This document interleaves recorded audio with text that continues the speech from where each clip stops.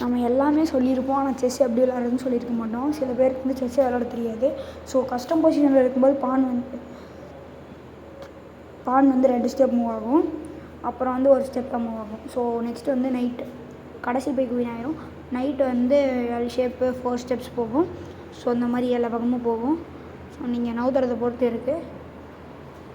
கேமோட முக்கியமான piece night தான். So next bishop. இது வந்து பிளாக்னா பிளாக்கில், ஒயிட்னா ஒயிட்டில் போகும். ஸோ ஒயிட் பிஷப் ஒயிட்டில் போகும், பிளாக் பிஷப் பிளாக்கில் போகும்.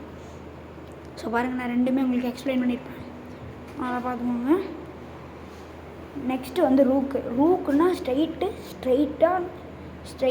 ரைட்டு லெஃப்ட்டு, மிடில் இருந்துச்சுன்னா ரைட் லெஃப்ட்டு, கார்னரில் இருந்துச்சுன்னா எந்த பக்கமோ அந்த பக்கம். ஸோ குயின் வந்து எல்லா பக்கமும் போகும். இப்போ பார்த்தீங்கன்னா, இப்போ நான் காட்டுற மாதிரி இந்த டயக்னலாக ஸ்ட்ரைட்டாக ரூக்கையும் பிஷப்பையும் ஒன்று சேர்த்துனா என்ன பீஸோ அதுதான் குயின். ஸோ இது வந்து 9 பாயிண்ட்ஸு சரியான இது போகும். பான் 1 பாயிண்ட்டு, நைட் வந்து 3 points, king invaluable, bishop 3 points, rook 5 points, queen 9 points.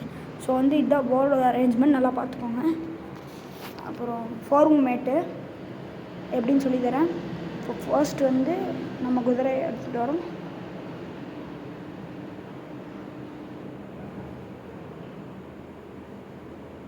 கேசில் வந்து இப்படி தான் பண்ணுவாங்க.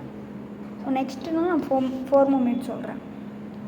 ஸோ தேர்டு ஒன்னா ஃபார்மேட். ஸோ கேஸ்லிங் இப்படி தான் பண்ணுவாங்க. ஸோ பீஸ் டெவலப்பிங் இப்படி தான் பண்ணுவாங்க. ஸோ நெக்ஸ்ட் வந்து நம்ம இப்போ ஃபார்மேட் சொல்லித்தர போகிறோம். ஸோ ஃபஸ்ட்டு இந்த மாதிரி E4 E5. So next night F3 night F6 அந்த மாதிரி அப்படியே போயிட்டு அப்படியே முடிச்சு விட்றலாம். அப்படியே மேட் அடிச்சிடலாம். Okay guys.